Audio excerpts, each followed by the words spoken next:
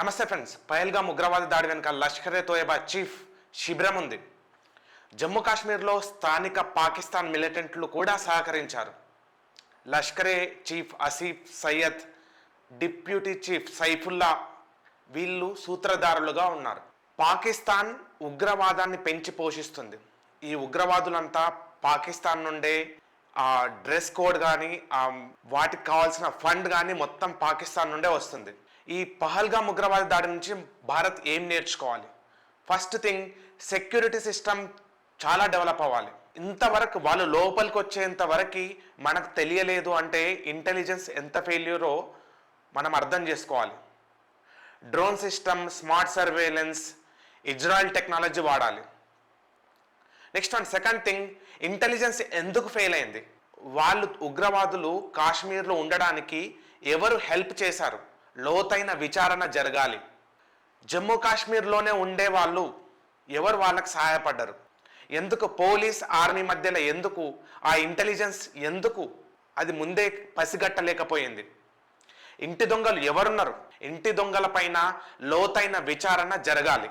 Next, ఉగ్రవాదానికి వ్యతిరేకంగా జమ్మూ కాశ్మీర్ స్థానికుల సహకారం కూడా ఉండాలి. స్థానికులు ఉగ్రవాదులకు సహకరిస్తున్నారు. ఆ ఉగ్రవాదం వల్ల వాళ్ళే నష్టపోతున్నారు. ఫైనల్గా అక్కడ పర్యాటక రంగం దెబ్బతింటుంది. వీళ్ళందరికీ అవగాహన జరగాలి. నెక్స్ట్, భవిష్యత్తులో జరిగే ఇలాంటి ఉగ్రవాద దాడుల నుండి కాపాడుకోవడానికి యాత్రికులకు కానీ ఎవరైతే స్పెషల్గా అక్కడ జర్నీ చేస్తున్నారో వాళ్లకు సరి అయిన భద్రతా సిస్టమ్ ఉండాలి.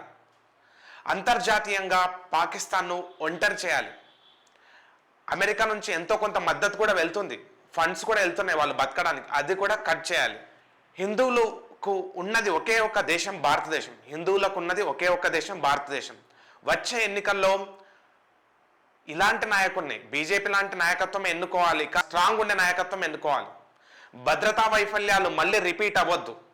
మన దేశంలోనే చాలా కల్తీనా కొడుకులు ఉన్నారు, వాళ్ళు ఇండైరెక్ట్ పాకిస్తాన్కి సపోర్ట్ చేస్తున్నారు. అలాంటి కొడుకుల్ని పాయింట్అవుట్ చేయాలి. హిందువులకు ఉన్నది ఒకే ఒక్క భారతదేశం. ఈ దేశాన్ని మనం మంచిగా కాపాడుకోవాలి. బంగ్లాదేశ్లో హిందువుల మీద దాడి, పశ్చిమ బెంగాల్లో హిందువుల మీద దాడి, కాశ్మీర్లో హిందువుల మీదనే దాడి. కాబట్టి చాలా భద్రత అవసరం.